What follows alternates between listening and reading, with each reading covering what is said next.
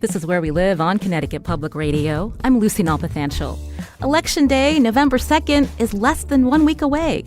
Last week, we talked with the Democrat vying to be Stamford's next mayor, State Representative Caroline Simmons. Today, her opponent joins us, Bobby Valentine. Now, Stamford is Connecticut's second largest city. It's been battling mold in schools, aging infrastructure, and a housing market that's pricing out low to middle income residents. Valentine, a former manager of the New York Mets and the Boston Red Sox and self-proclaimed inventor of the sandwich wrap, has pitched himself as the unaffiliated mayor best positioned to fix his hometown. He has won endorsements from the Stamford Police Association, and for the first time, public school teachers represented by the Stamford Education Association have endorsed him. Now, Stamford residents, what questions do you have for Bobby Valentine, or Bobby V, as he's known? You can join the conversation, 888-720-9677. That's 888-720-9677, or find us on Facebook and Twitter at Where We Live. Bobby Valentine joins us on Zoom. Welcome to the show. Thank you, Lucy. Good to be on your show. So why do you want to become the mayor of Stamford? Well, as I have given advice to thousands of people during my lifetime when they ask me what they should be doing with their life, I very often tell them, make sure you can match your passion with your skill set. And here, as I look at the love that I've always had for the city of Stamford, Connecticut, and the people who live here, and I look at the skill set that I have developed over my lifetime of leadership, of team building, of problem solving, of working in the private sector, owning small businesses, as well as working in the public sector and being the director of public safety, and most recently being serving 8 years as the executive director of athletics at a higher ed institution here in Connecticut, Sacred Heart University. I felt that my passion matched perfectly with my skill set to lead a city going in the right direction here in the future. Definitely those skills matter in the position of mayor. But for residents, for voters who see that, when you look at your resume, very small experience in government. You mentioned working under Mayor Pavia, of course. But, when people ask you, but you don't have a lot of government experience, how do you respond to that? Are you equipped to be the mayor of Stamford?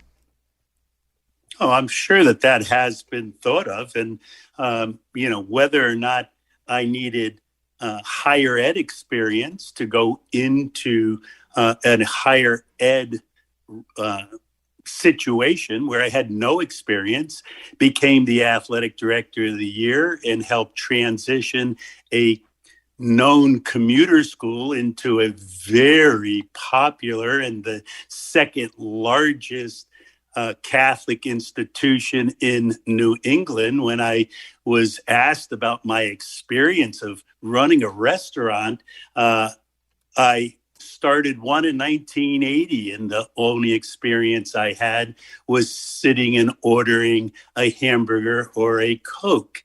And that turned into one of the most popular and successful restaurant, small business enterprises in our city. And when I was asked to do many things in my life, I have understood that there are challenges without direct experience in that field, but it's about life experiences that matter. It's about working with people. It's about team building. It's about being able to represent all the end of the bench and the top of the bench, represent those who, look like you and speak your language, and don't look like you and don't speak your language. And that's what governance in a city is all about, not the best place to eat lunch in Hartford, or even what day of the week the board meeting is. Those things are very easy to understand. Dealing with people in complex situations is what I am bringing to the table. And I think that supersedes anything that anyone else has in this race. I mentioned that Stamford is Connecticut's second largest city. It's got an annual budget of $600 million, 3,000 employees. I mean, just those stats alone, that is daunting to people who have no government experience. And so, how would you tackle running a city beyond your leadership, your charisma, Mr. Valentine? Well, once again, I just got through running a department with 1,000 student athletes and 120 coaches and administrators.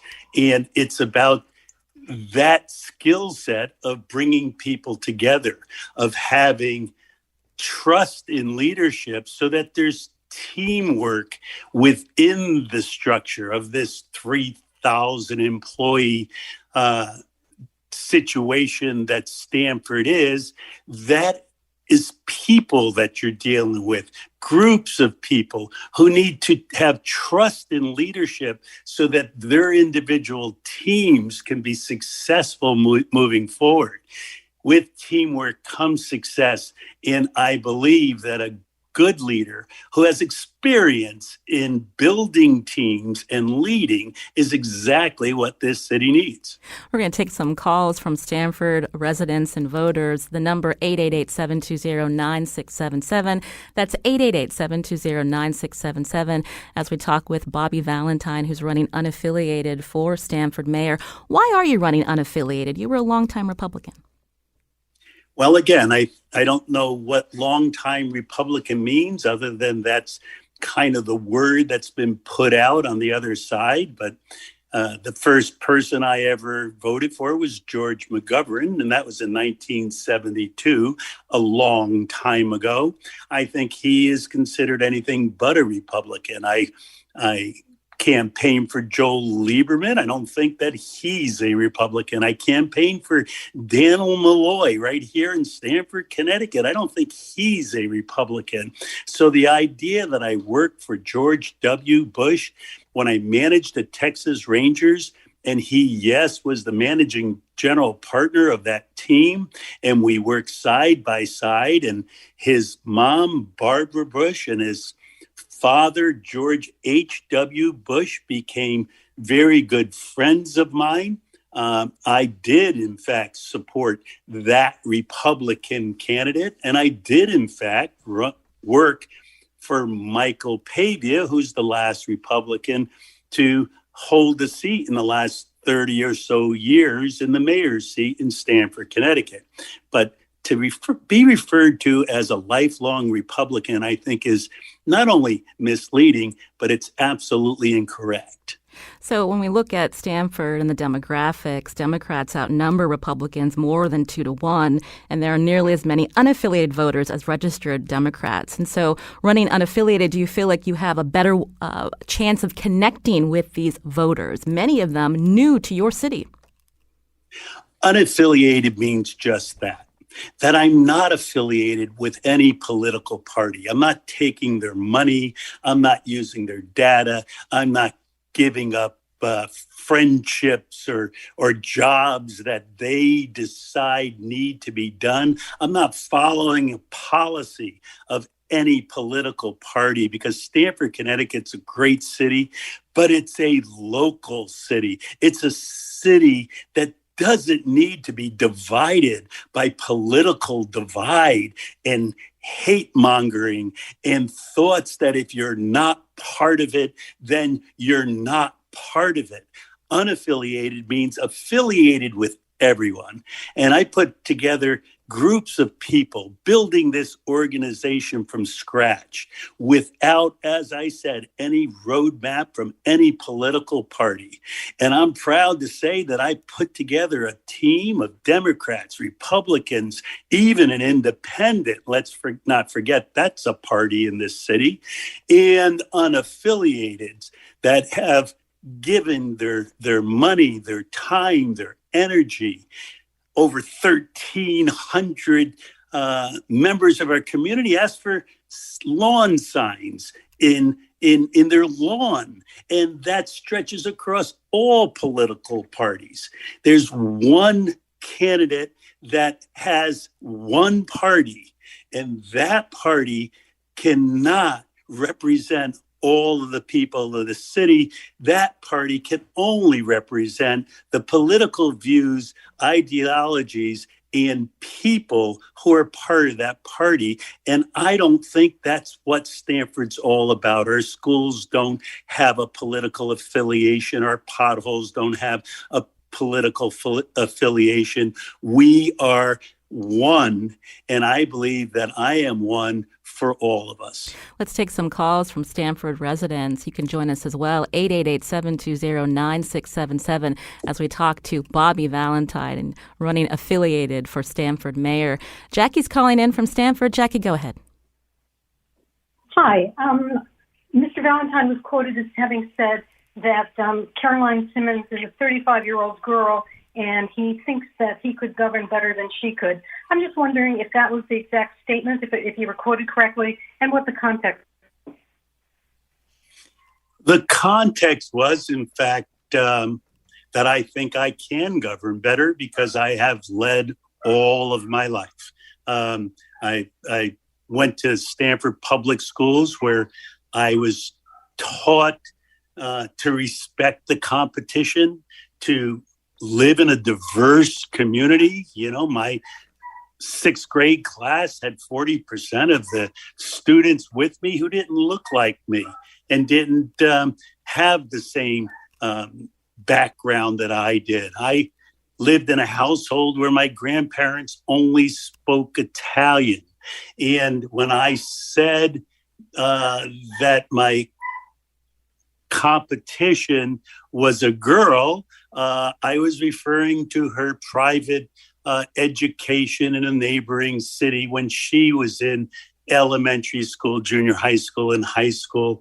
And if I offended anyone by mentioning her hometown or that she was referred to as a girl when she was in high school, I totally apologize for that.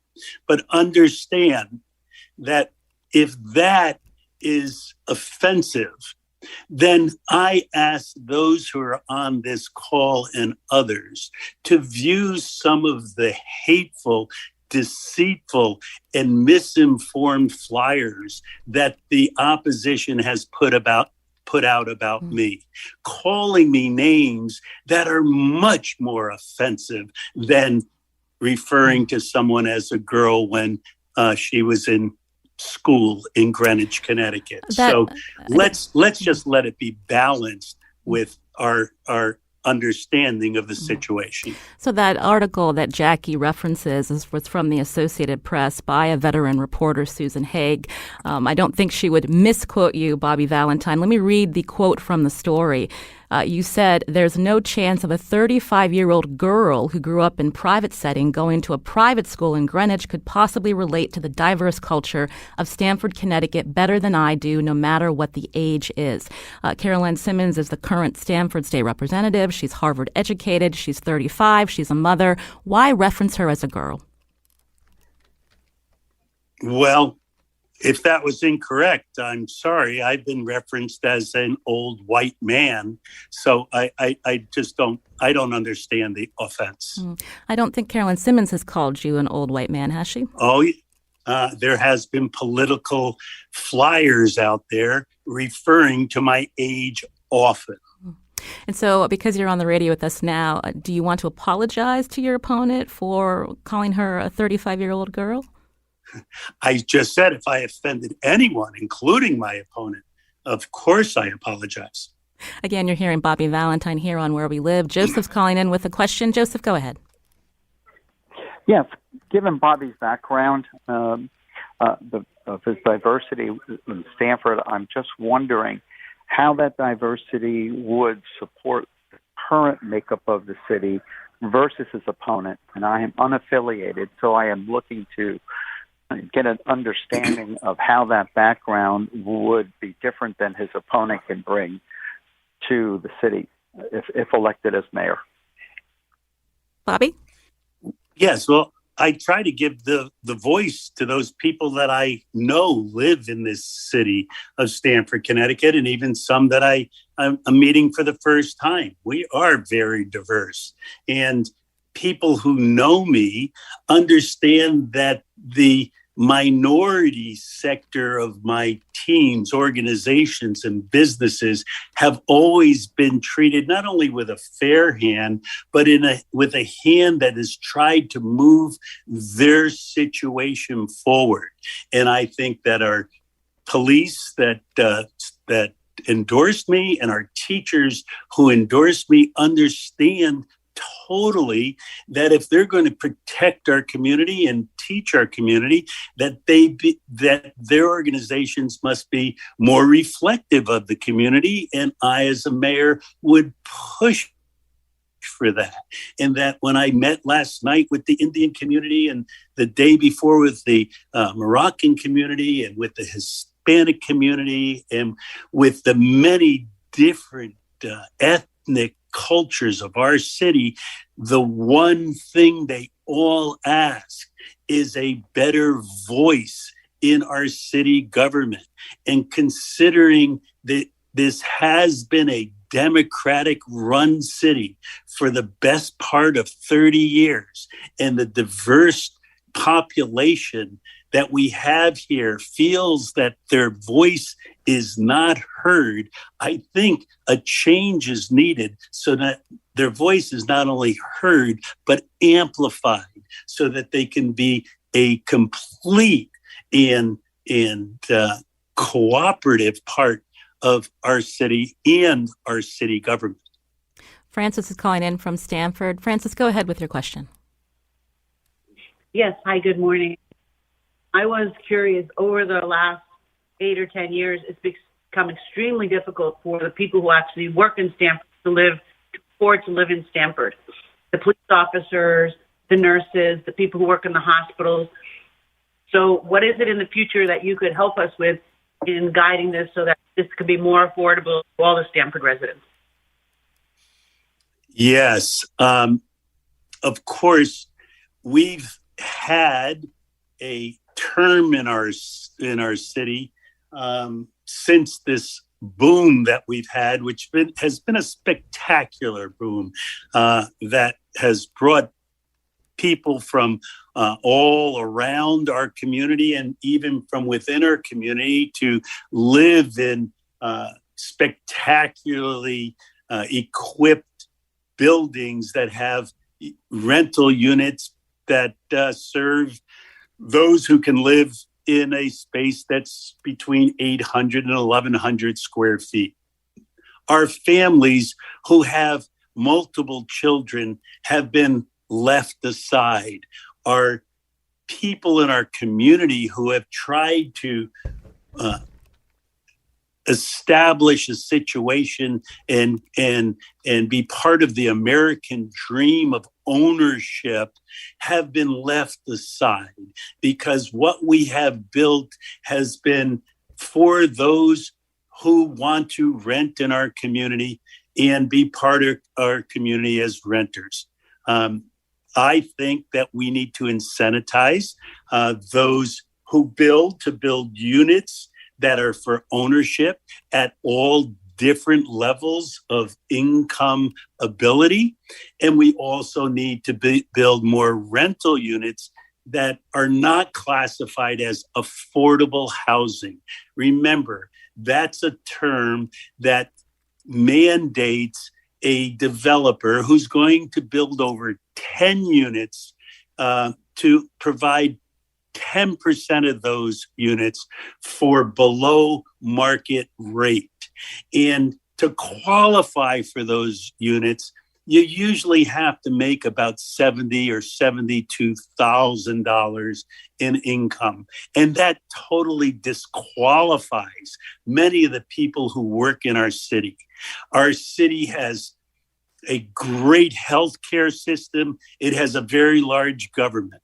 And though the Stamford Hospital and our city government are the two largest employers in our city, the third largest employer in our city, the third largest industry is the restaurant industry, who relies on many people who work within that industry to provide services. And their salaries aren't over $72,000.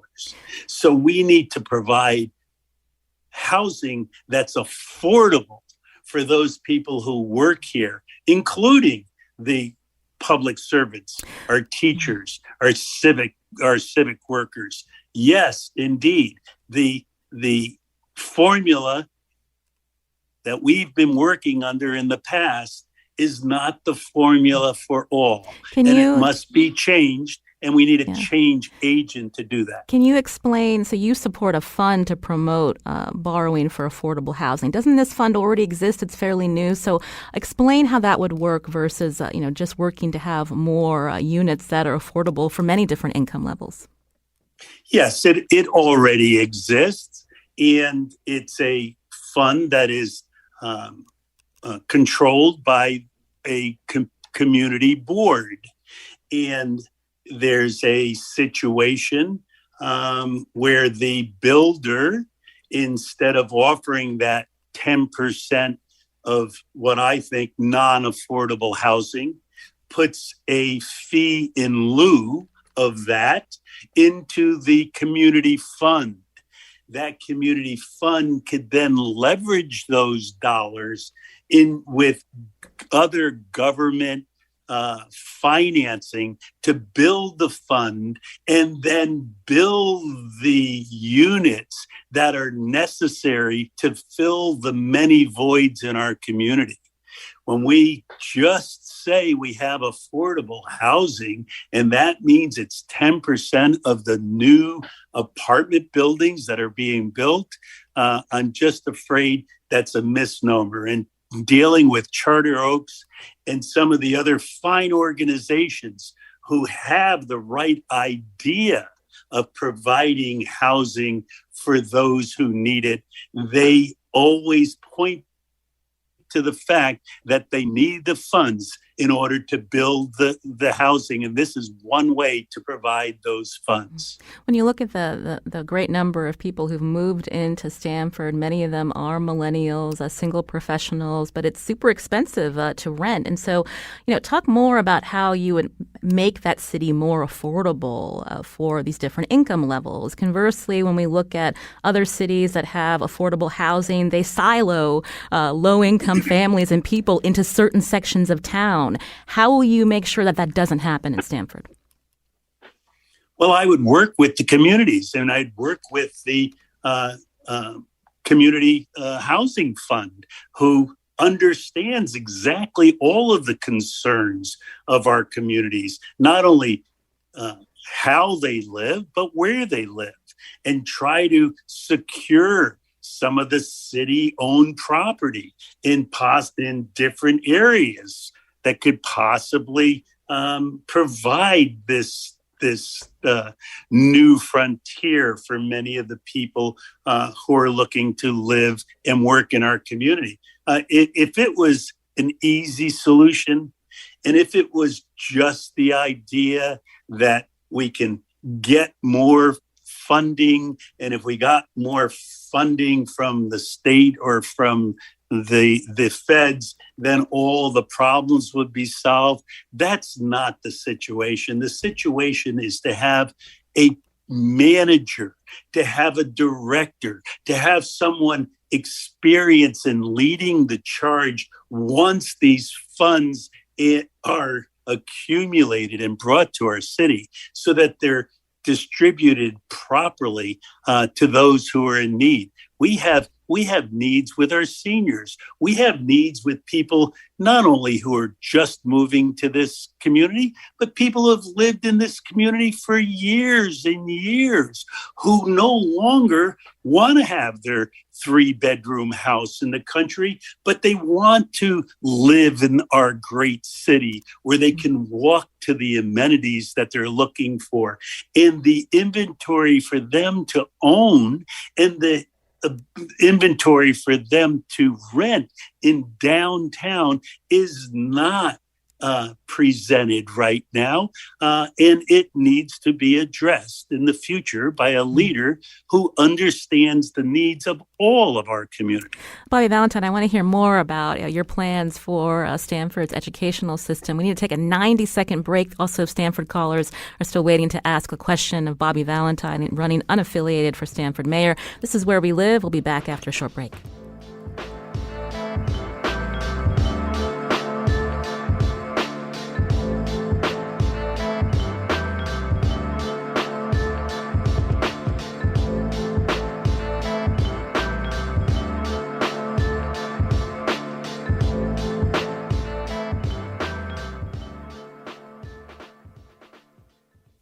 This is Where We Live on Connecticut Public Radio. I'm Lucy Nalpathanchel. Stamford is Connecticut's fastest growing city, but that brings challenges as well, including soaring property values and a lack of housing that's affordable to many. Also, congestion is another quality of life concern. There's been mold in schools. How will Bobby Valentine work to address these issues? The unaffiliated candidate is running to be Stamford's next mayor.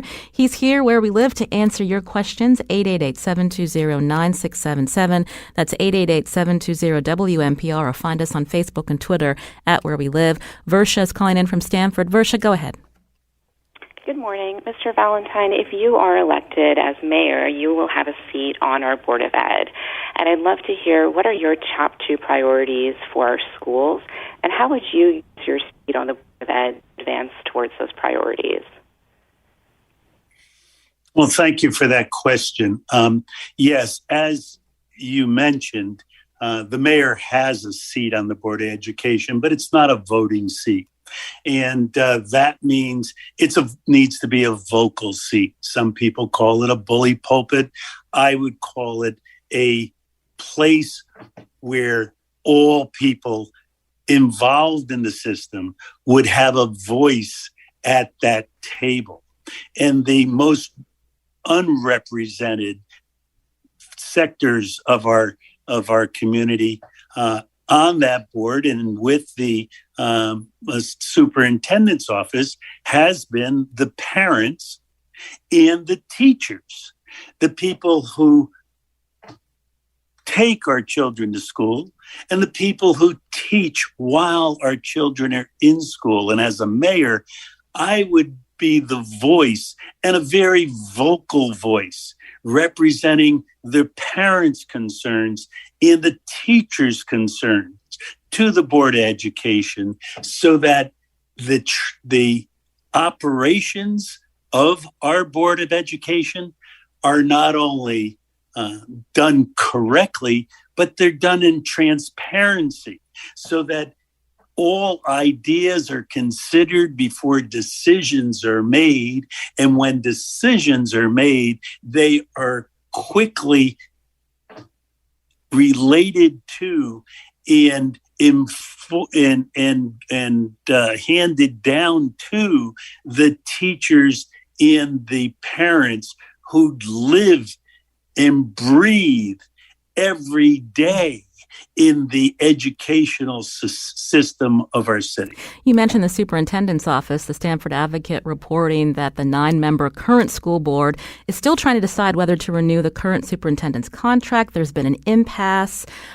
Again, if you're elected mayor, the mayor is a non-voting seat on the Board of Ed. But what's your take on the leadership of Superintendent Dr. Lucero?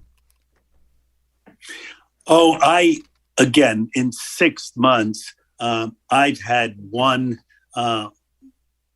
one-on-one conversation with the superintendent, and I haven't formed a complete opinion of her management style, nor her ability to lead our educational system in the right way.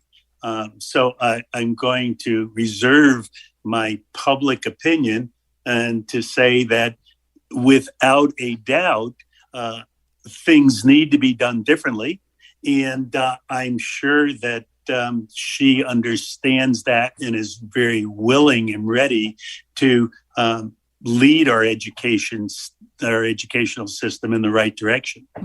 I will add that the Stamford Advocate also reporting that the current superintendent has filed an official complaint against the current board, including allegations of bullying and intimidation against her. So it sounds like there's some real challenges with the types of relationships and trust within the school district. Bobby. Yes, I'm afraid that the existing board and the superintendent have not played well in the sandbox together. And once again, trust in leadership. The idea that attitude filters down from the top, and attitude, and the proper attitude, is what our city needs the most. Our workers in our city, and including those in uniform and our teachers and those who do such a spectacular job of serving our community in the public sector, really feel unappreciated. And when you feel unappreciated because of the attitude that's filtered down, whether it's in the educational system or in our system of governance, you usually get discord, and you usually get something less than excellent performance. I'm hoping that attitude could be changed and filtered down properly so that we get the results that we need. Related to schools, you mentioned that under Mayor Pavia, you were the public safety director, and I'm wondering if you can talk more about the mold in schools issue and how was that addressed under Mayor Pavia and when you were in that position? Well, I wonder why in the last 10 years, the director of public safety hasn't been asked about the mold situation. And yet you're dealing with something that happened over a decade ago when I was director of public safety, when in 2009, there was a report on the school system, all of the school system, the roofs, as well as the trees and the parking lots, and how the bathrooms flushed properly or improperly. And that 132-page report that was issued at the end of 2009 happened to be reviewed, and all situations were reviewed as I remember it, including some water situations in 7 of our schools.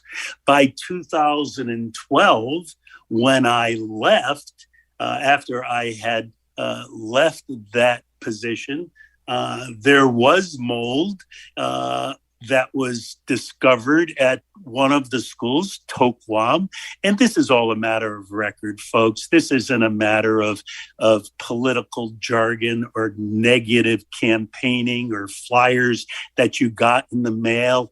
Just take the time, as the advocate could have done at the beginning of this campaign, to inform our citizens of the facts. But the facts are, in 2012, when those 12 incidences of mold were discovered by the facilities managers, not the director of public safety, Ted Jankowski, who was there in 2012. It wasn't his duty to inspect the mold. It was a facility situation. And when it was discovered, it was immediately remediated by over 40 contractors who went in and had laser focus for 4 days to get rid of the mold at that school during a 4-day vacation, and allowed the schools to reopen without interruption. So to ask or even insinuate that the director of public safety during my tenure had any responsibility to remediate mold is not only a lie and a fabrication, it's just plain out insulting to our entire administration at the time and to me personally. Bobby, in 2021, are schools in Stamford safe for students and staff? Again, 6 months into this, for me to make a definitive statement on whether or not our schools are safe, I certainly hope this administration has done everything working with the facilities management program to keep our schools safe for our children and our teachers. I certainly hope so. But if they're not, we need to stop talking about it. I understand that in 2018, the mold situation in our schools was declared an emergency situation. And at that time, our state representatives, all of them, collectively put together a smaller group to petition the state and get funding in this emergency situation of mold in Stamford, Connecticut. And they got exactly zero. They got no funding in 2018, even though they had all the connections in Hartford, because most of Hartford were Democrats, just like most of the delegation were Democrats. So again, we need to do things differently, because we know what Einstein said about doing the things the same way and what the results are. I asked that question because you were endorsed by the Stamford Teachers Union, and so I wanted to hear if teachers are telling you that they feel safe in your schools. I want to take one more call. Katie in Stamford's been holding. Katie, go ahead with your question. Hey, thanks for taking my call. This past year, outdoor spaces have become more critical to residents' day-to-day lives. If elected mayor of this fast-growing city, how would you help support and improve Stamford's parks and create more safe, open spaces for recreation around our communities? Bobby?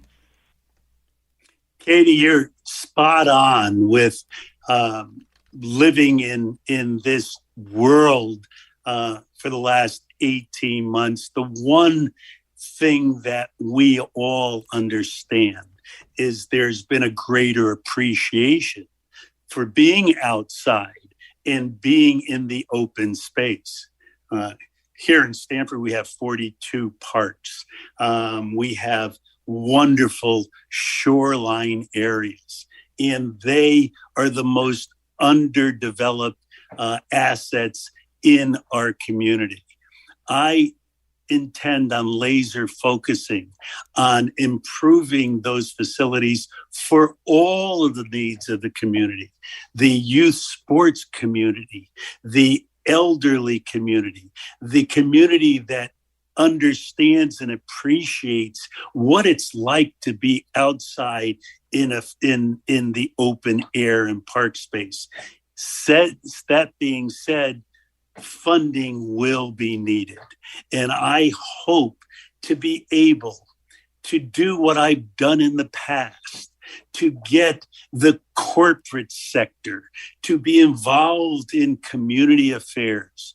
The millions of dollars that I raised at Sacred Heart University to improve facilities for the student athletes, to build buildings for the student athletes, came mostly from outside the university's realm of fundraising. It did not come totally from alumni. It came from the private sector to put into the school sector at Sacred Heart University, and we developed over $25-30 million worth of facilities, including a building for just rec for the entire campus to enjoy rec activities in a spectacular building, which happens to be named the Valentine Recreation Center. I think that we can recruit dollars from many philanthropic-minded corporations who love the fact that we have space for them to have offices and want to have spaces for their employees and themselves to enjoy our community at its fullest. And I know that I can recruit, which I've done in the past. Even one of my favorite examples is I had a playoff team in Japan that needed to recruit sponsorships for the playoffs. We had 2 weeks to do it. In 2 weeks, I got the Hartford and I got MasterCard to be sponsors of our teams in the playoffs. 2 organizations and corporations that had no affiliation with the Chiba Lotte Marines baseball team, but had personal connections with me as a person and convinced their corporations to sponsor our team in the playoffs.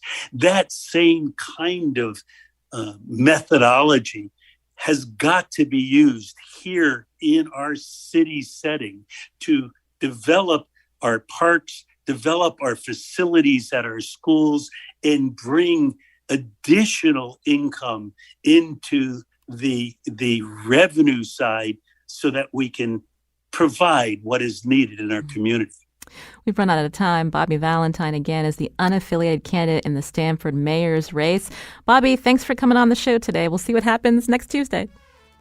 Lucy, my pleasure. Thank you very much. And unaffiliate is not independent. It is unaffiliated. Thank you. This is Where We Live on Connecticut Public Radio. I'm Lucy Nalpathanchel. Up next, we get analysis from the Stamford Advocate on this race, one of the most expensive municipal races this election. You can join our conversation. Find us on Facebook and Twitter at Where We Live.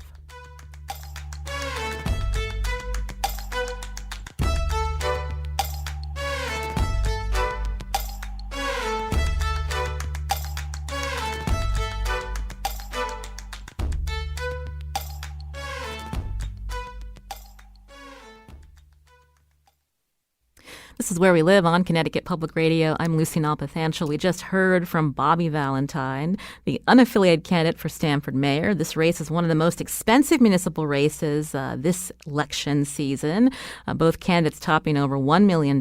Today, also, Hearst Connecticut Media's editorial board endorsed Valentine's opponent, Representative Caroline Simmons, for Stamford mayor. For analysis on this race, I want to welcome back to the show Brianna Gurciulo, politics reporter at the Stamford Advocate. Brianna, welcome back. Hi, thanks for having me again. So where to begin? Let's talk about a story that broke yesterday. A lot of reaction to how Mr. Valentine referred to his opponent. What did you think of his answer? So he ended up saying, I believe, when he said girl, he was trying to refer to her time in school. The way that the quote came across, it said 35-year-old girl.